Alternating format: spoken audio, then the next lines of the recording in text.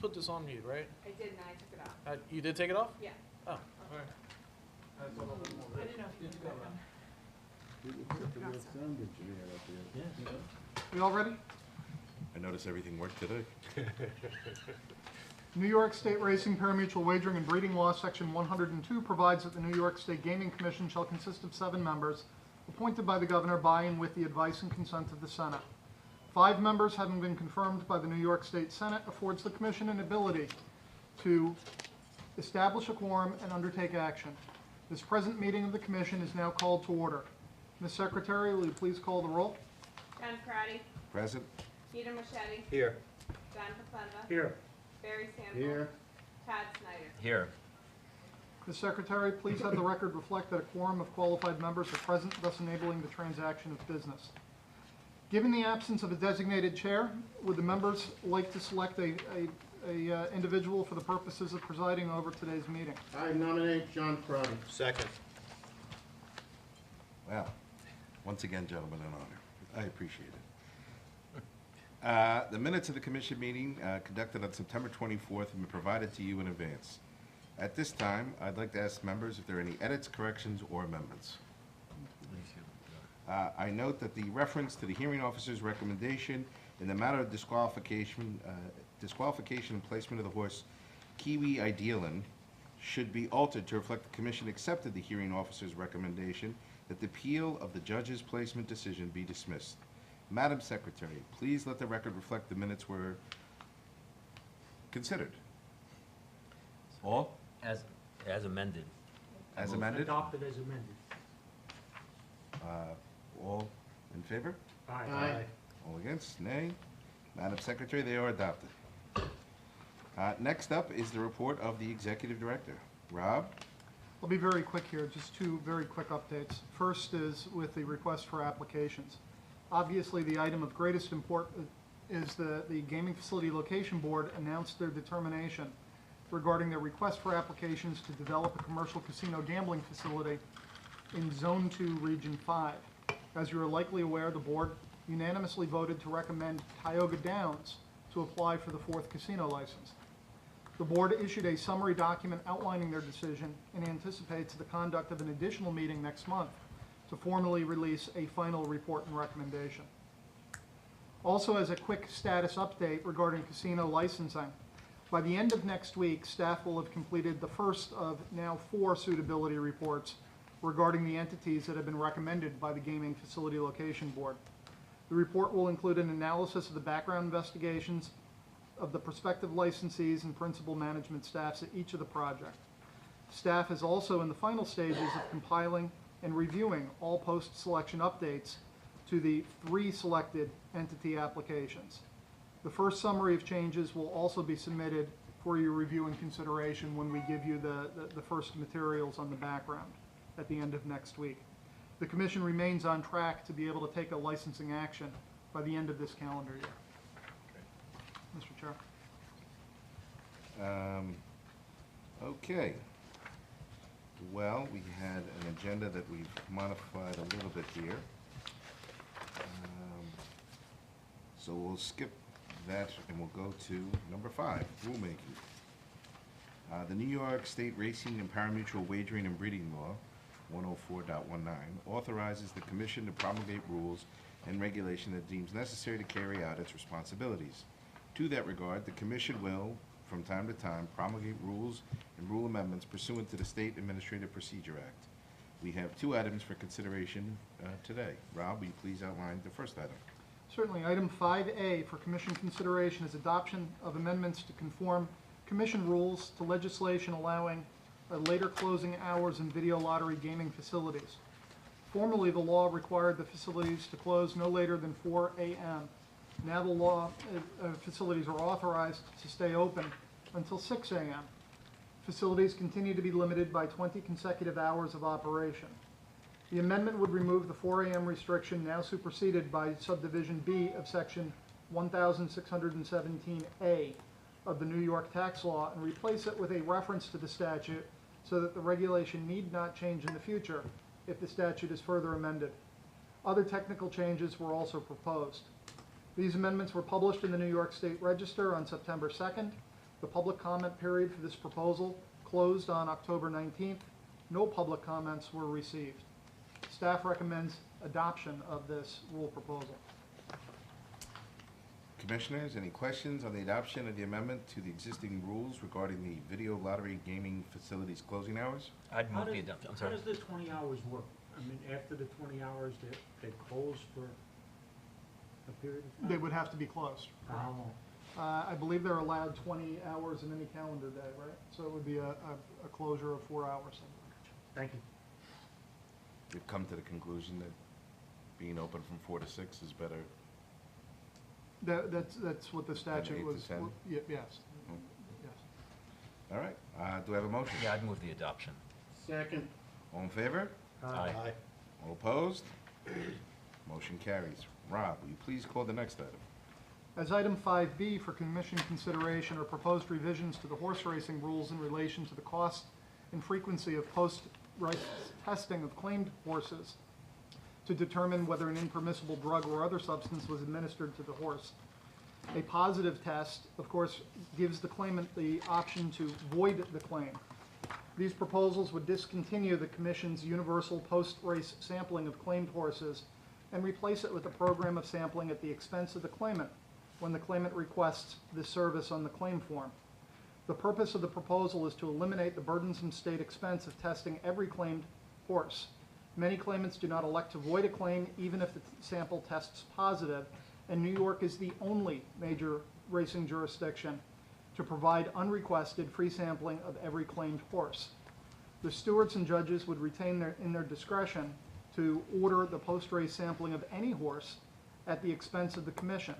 Positive tests resulted from the samples would continue to provide a claimant with the option to void a claim. If you recall, this item was deferred last month pending provision of fiscal impact. A review of the last full calendar year finds that there were 2,286 claims in both standardbred and thoroughbred racing. Discussion with the New York Equine Drug Testing and Research Laboratory found that the average cost of either a blood urine or a double blood test is $150. Using that number, a potential savings of $342,900 could be realized. This amount would have to be discounted by the percentage of claimed horses that place first in a race and thus are already subject to commission testing. A weighted sampling of standardbred and thoroughbred races finds that approximately 24% of the claimed horses fall into this category. Thus, the potential savings could be appropriately forecasted at $261,000.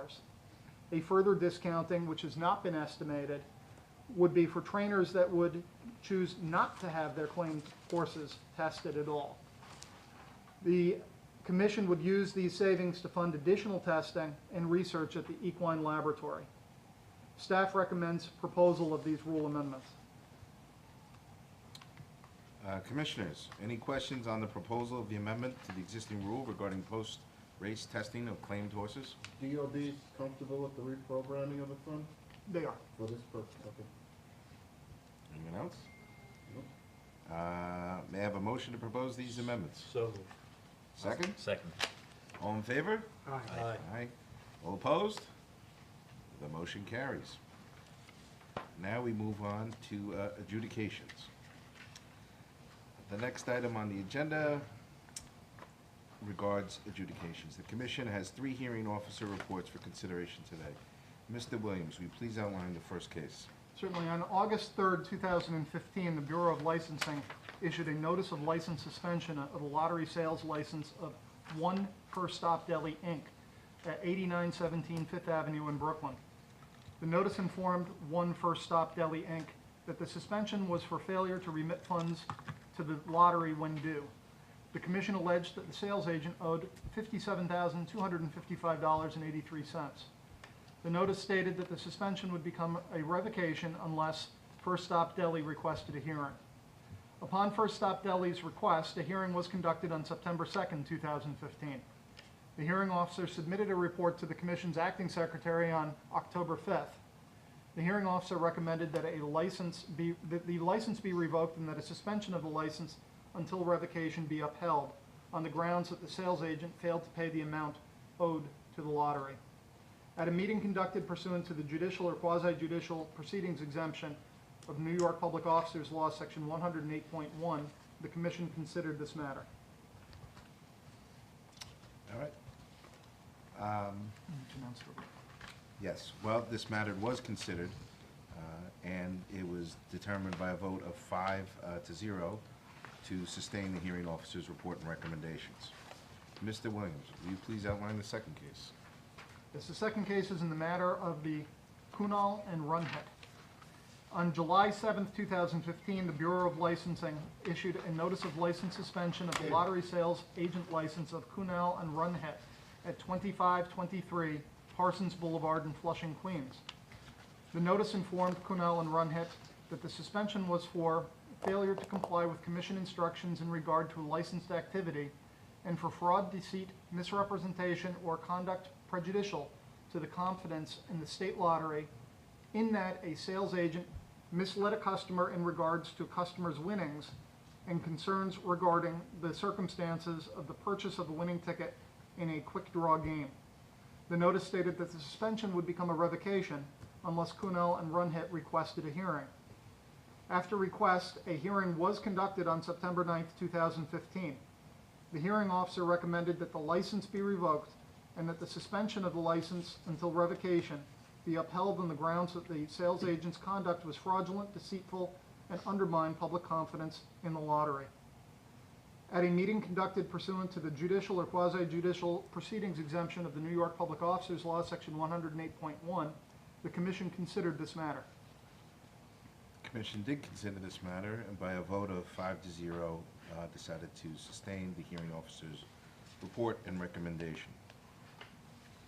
Now we go on to the third matter, Niagara Deli and Grill. On July 3rd, 2015, the Bureau of Licensing issued a notice of license suspension of the lottery sales agent license of Niagara Deli and Grill at 2050 Niagara Street in Buffalo. The notice informed Niagara Deli and Grill that the suspension was for failure to comply with commission instructions in regard to licensed activity and for fraud, deceit, misrepresentation, or conduct prejudicial to the confidence in the state lottery. In particular, that a 50% owner of the sales agent was arrested and charged with 2 felonies and 1 misdemeanor, alleging $1.9 million in tax fraud and other offenses in regard to the possession of illegal cigarettes. The notice stated that the suspension would become a revocation unless the Niagara Deli and Grill requested a hearing. After request, a hearing was conducted on August 12, 2015. The hearing officer submitted a report to the Commission's acting secretary on October 6, 2015. The hearing officer recommended that the license suspension be lifted on the grounds that there was insufficient factual record to support the stated grounds for the suspension or revocation. The hearing officer noted that the agent should the agent be convicted of the crimes charged, there may be a basis for future suspension or revocation. Well, we did consider this matter, and the commission voted to reject the hearing officer's recommendation that the suspension of the agent's license be lifted. Finding that the facts presented support a determination that the retailer's experience, character, and general fitness are inconsistent with the public interest, and determined that the retailer's license remains suspended pending further determination.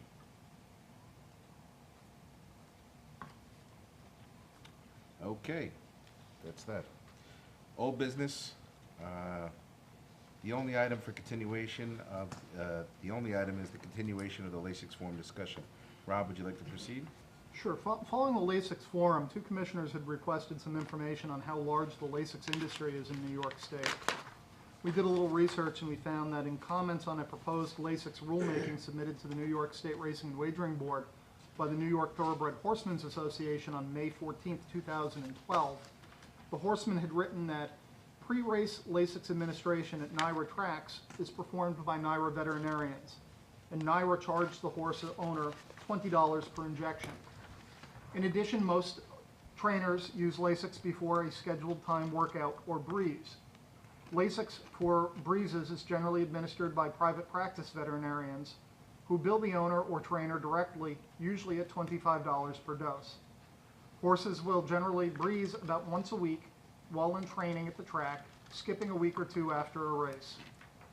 Assume that the average horse starts 7 times per year and that it breezes another 14 times per year. That makes a total cost of Lasix administration approximately $500 per horse per year. State Equine Medical Director Scott Palmer has advised that the NYS statement is a bit aggressive regarding the fees charged by the private veterinarians and that the NYRA treatment is now light. Dr. Palmer indicated that NYRA now charges $25 per administration and the private veterinarians routinely charge between $15 and $20 for morning breeze administration. Using the NYRA narrative, the high water mark can be established for thoroughbred horses. NYRA has 4,877 stalls. Finger Lakes has 1,114 stalls. Assuming full capacity at all times and at $500 per horse annually, the maximum cumulative Lasix administration expense for thoroughbreds would be just over $3 million. If you use Dr. Palmer's numbers, at the high end, the numbers end up the same as indicated by NYSA, just over $3 million. At the low end, the cumulative Lasix administration expense would be $2.3 million. Unfortunately, Standardbred Interest did not file similarly detailed comments regarding Lasix administration in their industry, and as such, research into the issue in Standardbreds continues. Information indicates that approximately 60% of Standardbred horses compete on Lasix. Indications also are that trainers typically decline to administer Lasix more than once a week. I also would like to call to your attention a memorandum that's in your folder regarding developments regarding Lasix-free racing that have occurred over the last few years. The memorandum lightly discusses the approaches taken and abandoned by the Breeders' Cup and the American Graded Stakes Committee, and also discusses some approaches taken either by certain states or racetracks regarding the carding of Lasix-free races. Also included in the materials are documents prepared this year by staffs of the Kentucky Horse Racing Board and the California Horse Racing Board's Medication and Safety Committee when regulatory entities there were considering Lasix-free racing.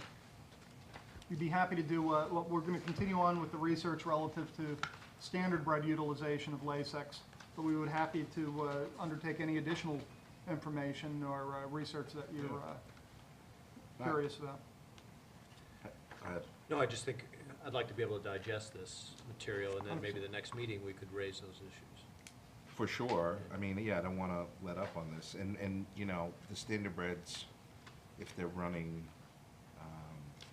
if they refuse to do it once a week, that number could be of similar size. How many standardbreds race in New York, give or take? It's a substantial amount. The United States Trotting Association has suggested that they'll be able to help us with the research, Okay. but they were unable to get us that material. Yeah, no, I mean, and I know you're creating it from nothing. It doesn't exist out there to go tap from somewhere else. So I think it's probably a very good job to get to this point. New York represents what percent of racing nationally? Is it 20 or 25, something along those lines? I believe on the phone we have Ron. Ron, would you happen to know the answer to that? Yeah, that's about right. But just going back to the other question, last year we had 79,500 starters in harness racing. What are we saying we had in flats here? They race more to About stand. 26,000. Oh, okay, all right.